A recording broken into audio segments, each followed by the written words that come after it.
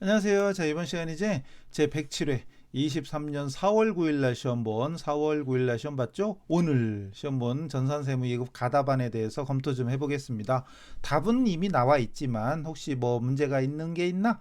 이 신청거리가 있나? 이런 것 좀 알아보도록 합시다. 시험은 잘 보셨으리라 믿고 안 여쭤볼게요. 자, 1번 가봅시다. 한번.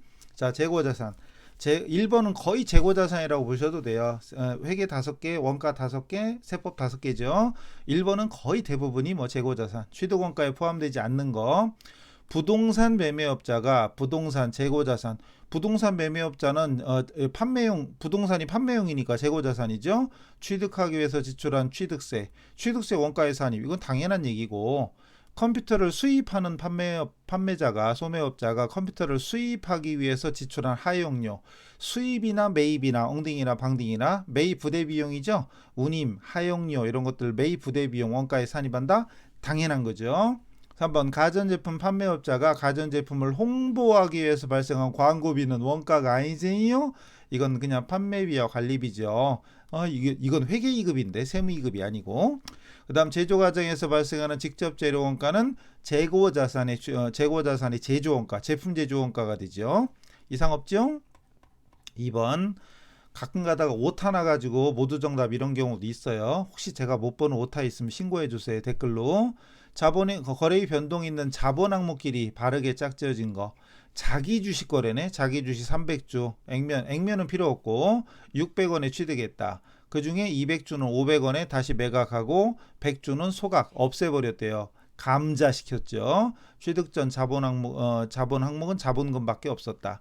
자, 해설이 너무 자세히 잘 돼 있습니다. 자기 주식을 취득할 때 차변의 자기 주식 이때 원가로 적죠. 300주에 600원씩 368 18만 원 적습니다.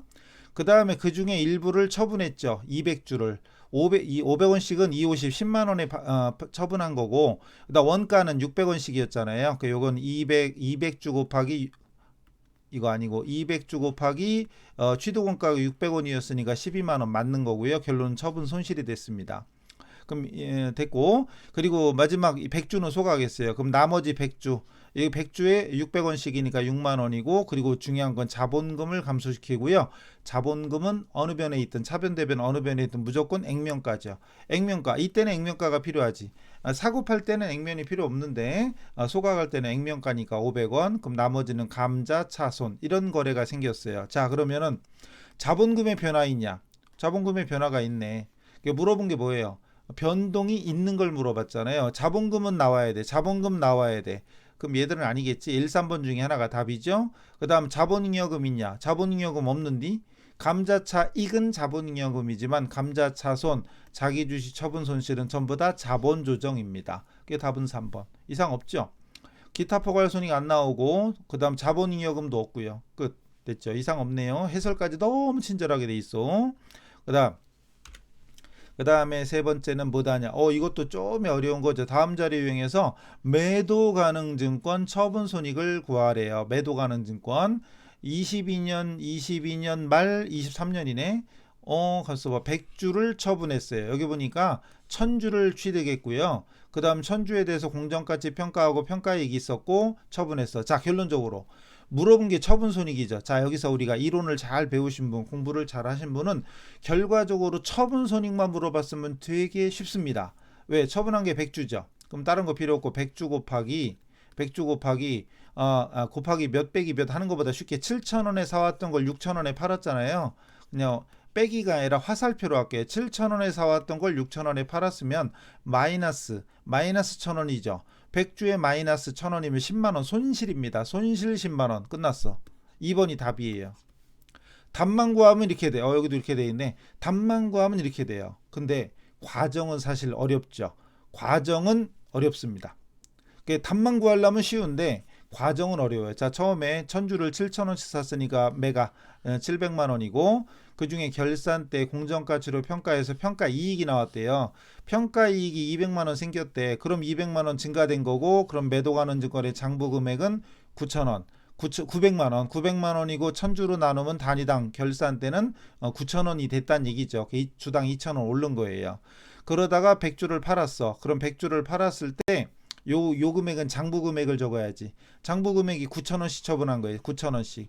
100주에 9,000원씩이니까 90만 원 된 거고요. 그리고 처분가액이 주당 6,000원이니까 60만 원 들어왔고, 그리고 중요한 건 장부상에 계상된 평가이익 중에 일부를 없애야 되는데 왜 일부냐? 다 처분한 게 아니니까 1,000주 중에 100주니까 10분의 1만. 그래서 20만 원이에요. 그리고 나머지가 처분 손실이 된 겁니다. 그래서 과정은 복잡해요. 이 과정까지 알았다. 그리고 훌륭한 거예요. 공부 열심히 하신 거지. 박수 쳐드릴게요. 크게 내고 싶은데 작게 내드릴게요. 그 답만 구하려면 결론적으로 이것도 이론 시간에 다 한 겁니다. 취득원가와 처분 금액만 비교하면 돼. 간단한 겁니다. 이것도 이의신청 거리 없습니다. 우리 학생들은 이런 거 가지고 이의신청하지 맙시다.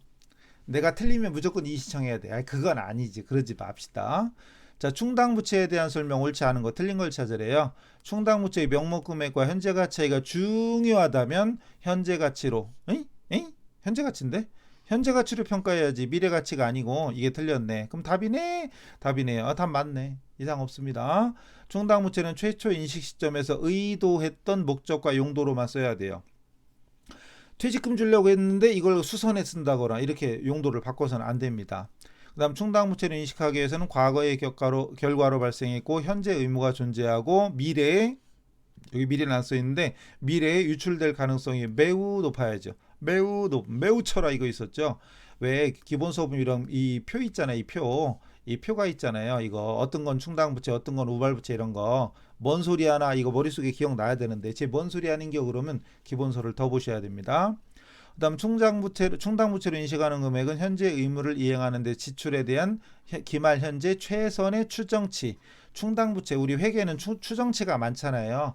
추정치로 계산하는 게 많습니다. 그죠? 뭐 이것도 답 이상 없고요. 뭐 이렇게 길게 써있냐? 뭐 이렇게 많이 써있지? 수냥 수냥 어서 많이 들었는데 저기 드라마에 나왔구나. 그죠? 웹툰 드라마 아닌가? 넘어가요. 23년 말 수냥은 영업부가 사용하던 승합 자동차를 중고차 매매 사이트 이용해서 팔았어요. 800만 원에. 그리고 중개 수수료를 차감한 785만 원을 받았다. 800에서 15만 원 빼니까 785죠. 그리고 관련 자료가 다음과 같고 감가상각했고 결론은 처분손익을 물어봤네. 처분손익 물어봤으면 처분손익은 처분금액 마이너스 장부금액이죠. 처분금액 마이너스 장부금액 앞뒤가 바뀌었지만 엉덩이나 방딩이나 처분금액에서 장부금액 빼는 거죠. 자, 처분금액은 785만 원이고 800에서 수수료를 어차피 차감해야죠. 구입할 때 수수료는 원가에 산입, 처분할 때 수수료는 처분가액에서 차감. 어쨌든 순매각 금액이고요. 결론은 이제 장부 금액만 구하면 돼. 이때 장부 금액은 취득원가에서 감가상각 누계를 빼는 거죠. 감가상각 누계. 자, 잠깐요. 취득했던 게 22년 1월, 오늘은 23년 12월이면 만 2년. 22, 23, 만 2년 경과가 됐죠. 이 땡큐야. 정액법에 5년이고 잔존가치 없어요. 그럼 1,500만 원 곱하기 5분의 2 하면 그냥 상가액이죠. 5분의 2 하면 326, 600만 원이 상가액이야. 상각 누계. 그럼 취득원가가 1,500이고 감가누계가 600이니까 장부금액은 900이고 900짜리를 785만 원에 팔았으니까 115 손실. 115 손실 4번. 이상 없네요. 끝. 이상 없네요. 이 정도는 암산해야죠. 우리가 지금 회계이급이 아니고 세무이급이잖아요. 자, 근데 이걸 만약에 몰랐다. 그렇다고 이의신청 안 됩니다. 구입할 때 수수료는 상품이든 기계든 건물이든 원리는 똑같아요. 매입할 때는 원가의 산입입니다. 하나 빼고 단기매매증권. 근데 그리고 처분할 때 비용은 처분가액에서 차감. 상품 매출할 때 운반비만 운반비고 나머지는 차감. 이걸 만약에 그냥 800에 처분했고 수수료를 비용 처리해도 어차피 처분 금액은 이거예요. 어쨌거나 이의신청거리 안 됩니다.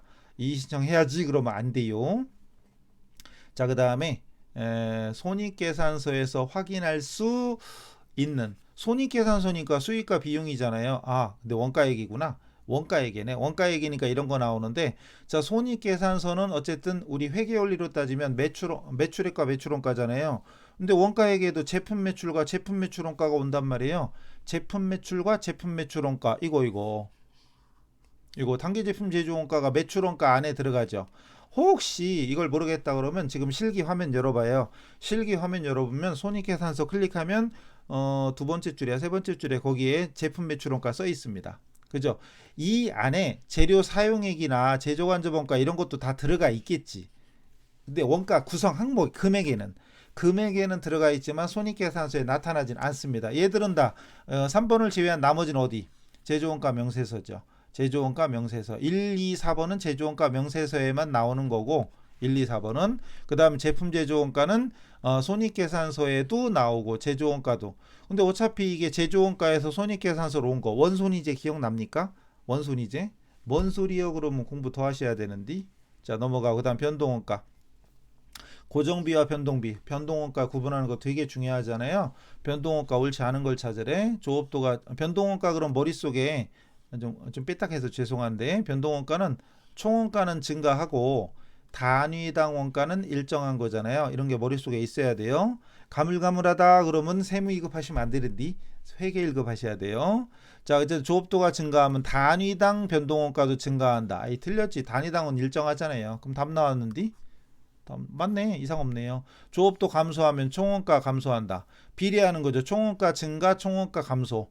조업도 증가하고 조업도 감소하고 증가 감소 비례하지. 이게 조업도죠. X축이 여기가 Y축인가? X축이 조업도, Y축이 총원가 그죠? 직접 재료원가 대표적인 변동비고 맞고 일반적으로 단위당 변동원가의 조업도를 곱하면 총변동비. 수량의 단가 곱하는 거. 이게 수량이잖아요. 이게 조업도가 수량 참. 조업도가 수량, 조업도가 수량이고 그건 단위당 변동원가 곱하면 총원가가 나오는 거 당연한 얘기입니다. 됐죠? 다음 종합원가 계산. 개별원가와 종합원가도 잘 나오잖아요. 그 중에 옳은 걸 찾으래요.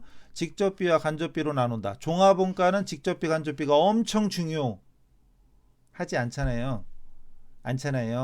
개별원가가 직접비, 간접비가 중요하지 종합원가에서는 직접원가, 간접비는 의미가 없고 뭐가 중요하다? 재료원가와 가공원가, 재료비와 가공비로 구분하는 게 중요하죠. 뭔 얘기하는기요? 막 이런 분들은 공부 더 하셔야 돼요. 회계 1급부터 다시 하셔야 됩니다. 늦기 전에. 나중에 가서 하려면 더 늦어요. 그 다음 결국 옳은 거 찾는 거니까 1번 아니에요. 그럼 그 다음 2번 단일 하나의 종류를 연속적으로 대량 생산. 맞네. 너무 쉬운디? 연속 대량 생산. 개별원가가 소량 주문 생산이죠. 답 나왔고 고객이 주문 얘기하는 순간 개별원가입니다. 이건 개별원가죠. 소량 주문 생산 개별원가고 제조간접원가는 원가 대상에 추적할 수 없으므로 배부 기준을 정해서 배부율을 계산해라. 제조간접원가 추적할 수 없다. 배부 기준 정해서 배부율을 계산해라. 맞는 것 같기도 한데 그죠? 좀 뭔가 추적할 수 없다. 여기까지 맞죠? 간접원가니까 추적할 수 없고 맞고 배부율을 정해야지. 배부율을 정해서 배부 기준을 정해서 배부율을 결정해라. 엉딩이나 방딩이나 맞는 말 같기도 하고 이거 국어가 문제야. 회계가 문제가 아니라 일단 2번이 답인 건 문제가 없는데 원가 대상에 직접 추적할 수 없다. 여기까지 맞고요. 그 다음 그 뒤가 배부 기준을 정해서 배부율을 정해라.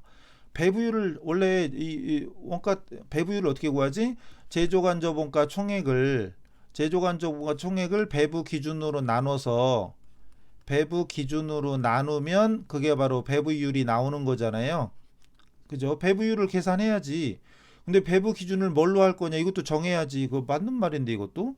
이건 이의 신청해도 될 것 같은데. 어쨌든 2번은 말할 것도 없고 가장 옳은 거. 이것 때문에 그렇다. 가장.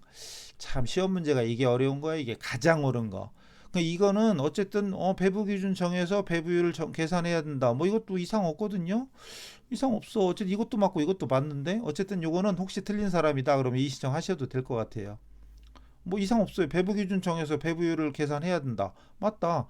그럼 그 배부율대로 배부하는 거잖아요. 배부율을 계산해서 특정 이 대상이라는 건 제품이 될 수도 있고 아니면 부문이 있죠. 부문이 될 수도 있죠. 부문이 이런 거죠. 아하, 그 얘기가 문제구나. 직접비 간접비가 중요시 되는 건 개별원가잖아요. 그죠? 개별원가잖아요. 근데 종합원가에서도 재료원가랑 가공원가가 있는데 가공원가에도 제조간접원가 들어가요. 거기도 예정 배부가 나올 수도 있고 간접비 배부할 수도 있어요. 근데 진짜 하나의 제품, 단일 제품이라면 직접비 간접비가 아예 의미가 없죠. 그러니까 이거는 세무지 그러니까.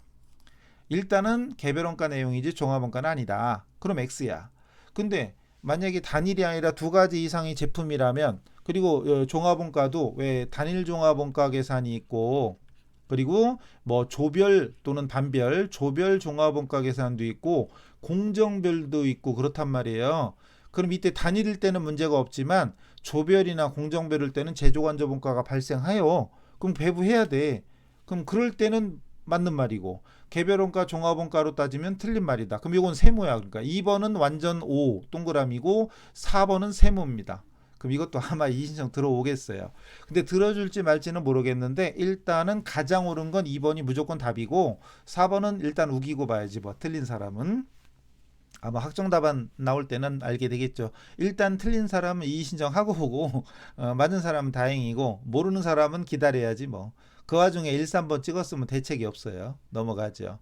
그 다음 직접 노무원가를 구하래. 직제직노. 그 다음 기본원가가 있는데 기본원가가 바로 직접 재료원가랑 직접 노무원가를 합친 거잖아요. 근데 가공원가도 있네.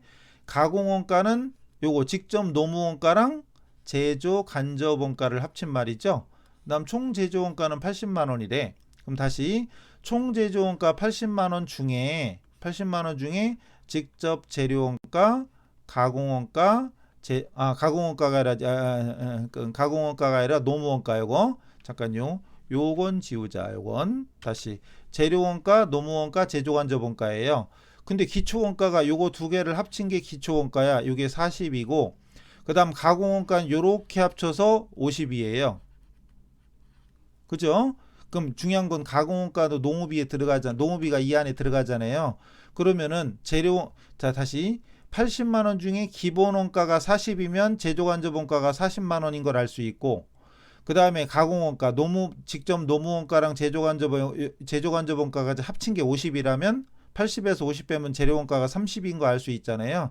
결국은 물어본 게 노무원가구나. 그럼 이게 30이고 40이니까 노무원가는 중간에 낑긴 거 10만 원이네. 10만 원. 10만 원이죠. 10만 원. 10만 원 어디 갔니? 1번. 1번이 답이에요. 재료원가, 노무원가, 제조간접원가 합쳐서 총제조원가. 그 다음에 직접 재료원가랑 직접 노무원가가 기본원가, 그 다음 직접 노무원가와 제조간접원가가 가공원가. 그게 80에서 40 빼면 40, 80에서 50 빼면 30. 중간에 낑긴 놈은 10만원. 재밌죠? 네, 재밌죠? 넘어가요. 이상 없습니다. 이것도. 그 다음 밑에 10번 있구나. 단계배부법이야. 단계배부법입니다. 직접 배부, 단계배부, 상호배부예요. 그 중에 여기 단계배부법이고 가공부부터 제조부, 보조부가 제조부를 도와주는 거죠.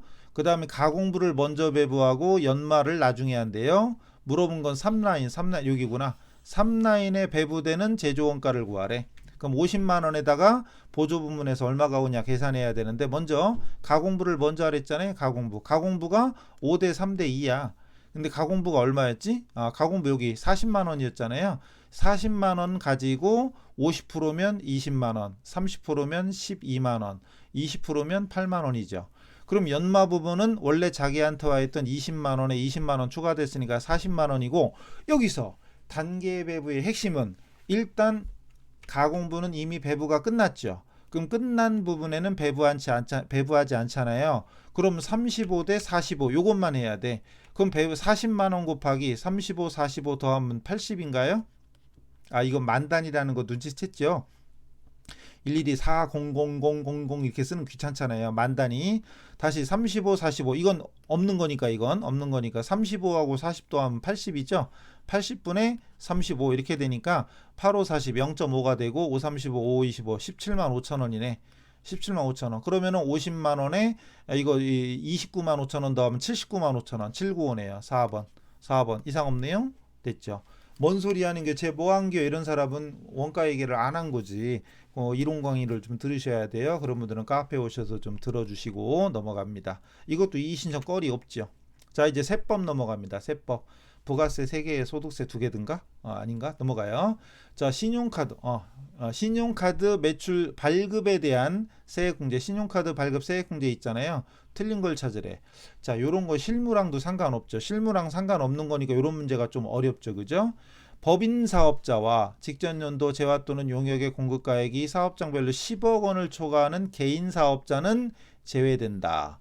개인만 되는 거죠. 이거 신용카드 전표 발급 세액공제는 개인 사업자예요. 이게 법인은 안 됩니다. 그리고 개인 사업자 중에 10억 초과하는 건 좀 많이 10억이면 매출이 많잖아요. 규모가 크죠. 제외된다. 맞습니다.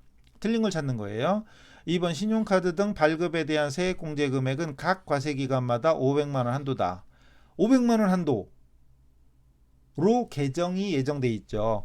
밑에 보세요. 답은 나왔어요. 그럼 공제금이 500만 원 맞아요. 근데 23년 말까지는 1000만 원이에요. 기본서 보면 있죠. 사실 이런 게 좀 공부하는 사람은 짜증나죠. 23년 말까지. 몇 년 말까지. 그러다 또 내년 되면 또 바뀔 수도 있어. 막 이렇게 연장되고 막 일몰 규정. 언제까지 이런 걸 일몰 규정이라고 하는데 이게 계속 연장되고 이런 경우가 많거든요. 어쨌든 결론은 현재는 1000만 원, 23년도까지는 1000만 원이에요. 그럼 이건까지 알려면 아마 기본서를 많이 봤어야 될걸요. 어쨌든 답은 나왔습니다. 공제 대상 사업자가 현금 영수증을 발급한 금액에 대해서도 신용카드 매출전표 등 발급에 대한 세액공제 적용한다. 맞죠? 아니 우리가 카과 현과 이런 거 할 때는 신용카드 전표나 현금 영수증 하지만 부가세 신고서에 보면은 우리가 신용카드 매출전표 등 하는 이유가 여기에는 현금 영수증도 들어가는 거죠. 그래서 우리는 카드 전표나 현금 영수증 효과는 똑같은 거잖아요. 그래서 결국은 당연히 맞는 거고. 그리고 신용카드 매출전표 등 발급에 대한 세액공제 금액이 납부할 세액을 초과하면 초과되는 금액은 없는 걸로 한다. 초과된다고 환급해주고 이건 아니라는 거죠. 당연한 얘기입니다. 자 다음. 이건 주로 AT에서 나오던 건데 우리 시험도 이제 계산이 잘 나와. 자 1기 매출 자료인데 부가세 매출 세액이 얼마냐. 세액이니까 부가세잖아요. 부가세 10% 이거 얘기하는 거고 총 매출액. 이 문제 포인트는 이거구나. 매출 내누리와 판매 장려금. 매출 내누리는 당연히 매출액에서 까야죠. 공제해야죠. 차감해야죠. 공제, 차감해야 됩니다. 그죠? 근데 판매 장려금 한번 떠오르는 거 없어요? 대합한도는 공제하지 않는다 그랬죠. 대합한도는 공제하지 않는다. 이건 당연히 매출액에서 까야 돼요. 공급가액 다른 말로 과세표준이죠. 이건 과세표준에서 매출 애누리 까야지. 환입 애누리 까야지. 근데 판매 장려금은 그냥 판매비와 관리비, 비용, 판관비예요. 손익계산서로 따지면 매출액은 매출액이고 판관비는 판관비잖아요. 매출 애누리는 매출액에서 까는 거지 판관비로 처리하는 게 아니잖아요. 근데 판매 장려금은 판관비예요. 그러니까 별개. 그러니까 이 매출액에서 까는 게 아니죠. 당연히 공제하지 않습니다. 공제하지 않는. 대합한도는 공제하지 않는다. 결론은 과세표준은 요거 300을 빼니까 1700이네. 그럼 1700이고 그거의 10%니까 170이지 뭐. 170만 원 어디 갔니? 4번이네. 그럼 4번. 요게 답이에요. 이상 없죠? 대합한돈. 뭔 소린가 물어보면 기본서, 이론서 한번 참조하세요. 다음 문제. 부가세법상 의제 매입세액 공제에 대한 설명 옳은 거. 의제 매입세액, 면세 농산물 이런 게 떠올라야죠. 면세에 대한 거죠. 면세 농축수산물을 공급받아서 과세로 공급하는 경우 뭐 이런 거잖아요. 법인 음식점은 의제 매입세 공제받을 수 없다. 아니죠. 받을 수 있죠. 공제율이 다르죠. 여기 있네. 공제율이 다르죠. 106분의 6. 개인은 8이죠.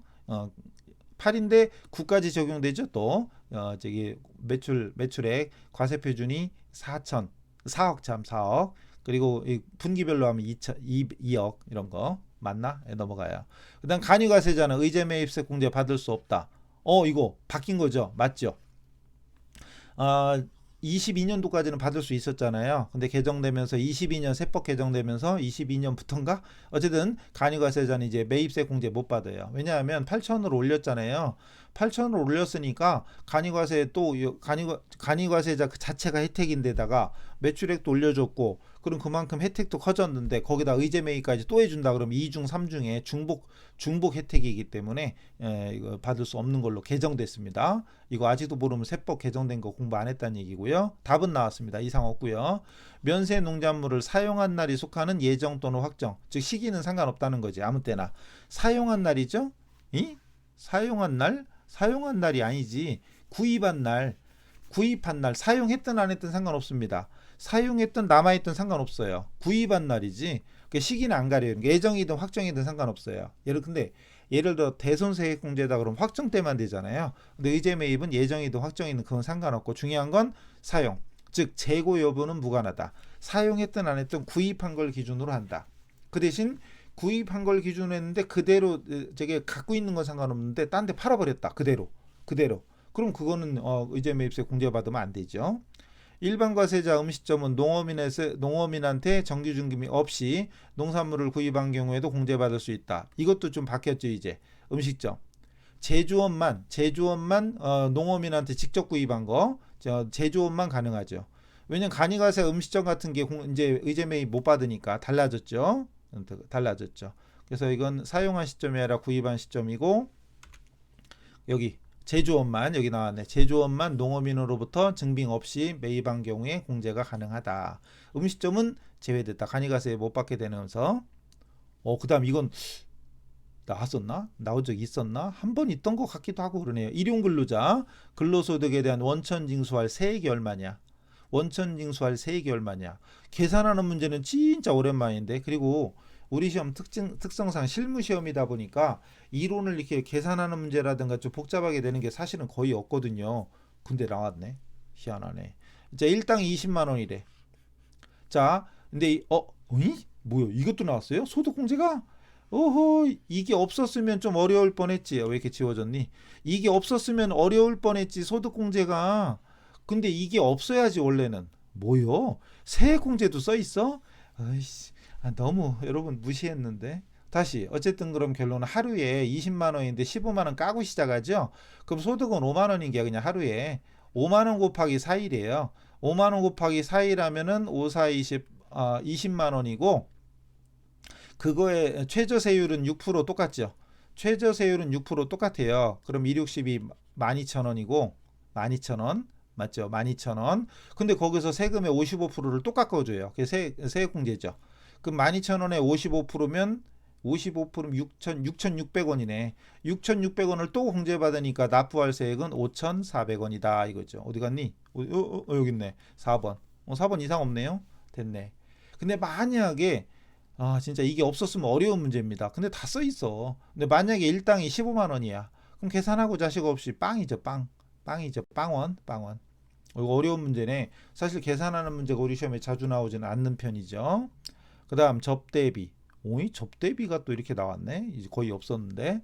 접대비. 그러니까 이론, 우리 실기랑 관련된 건 우리가 늘 하니까 그래도 좀 쉬운데 이론까지 나오면 좀 어렵죠, 그죠? 접대비 설명인데 빈칸에 들어갈 금액으로 올바르게 짝지어진 거. 사업자가 한 차례의 접대에 지출한 금액 중 경조사비의 경우는, 근데 우리 이거 소득세법 이거 있었잖아요. 소득세법 20만 원. 왜 저기 사회통념상 뭐저쩌고 이런 거 있잖아요. 20만 원. 그 외에는 3만 원. 그래서 왜 저기 AT까지 듣는 분들은 3만 원 초과 거래 뭐저쩌고 막 있잖아요. 그거예요. 적격 증빙 미수치 접대비는 필요경비에 산입하지 아니한다. 20만 원, 10만 원. 20만 원, 3만 원. 됐네요. 4번. 됐네요. 이상 없네요. 그래서 이의신청이 가능한 건 사실은 꼭 이의신청 틀린 사람은 하셔도 되는데, 아까 원가 얘기 개별원가 종합원가로 보면은 4번은 무조건 틀린 거고, 그다음 종합원가 중에도 간접비 배부가 있을 수 있으니까 틀렸다고 볼 수도 있다 이렇게 돼가지고 맞을 수도 있고 틀릴 수도 있고 막 이렇게 돼가지고 그 문제는 이의신청이 틀린 사람은 해도 돼요. 근데 들어줄 가능성은 높지는 않아요. 사실 뭐 큰 문제는 없거든. 왜냐하면 문제에서 가장 옳은 거 그랬기 때문에 4번은 맞을 수도 있고 틀릴 수도 있지만 2번은 맞는 거잖아요. 그럼 사실은 가장 옳은 건 그냥 2번이에요. 사실 솔직히 이의신청 감이 안 돼. 근데 안 들어줄 것 같긴 하지만 그래도 우리 시험은 또 워낙 관대하잖아요. 또 이의신청이 많으면 들어준단 말이에요. 틀린 사람 일단 해보세요. 자, 그래가지고 107회 전산세무 2급 기출문제 가답안 확인 절차를 마치도록 하겠습니다. 다음에 본 강의에서 만나 뵙기로 하고 여기서 마치겠습니다. 수고하셨습니다.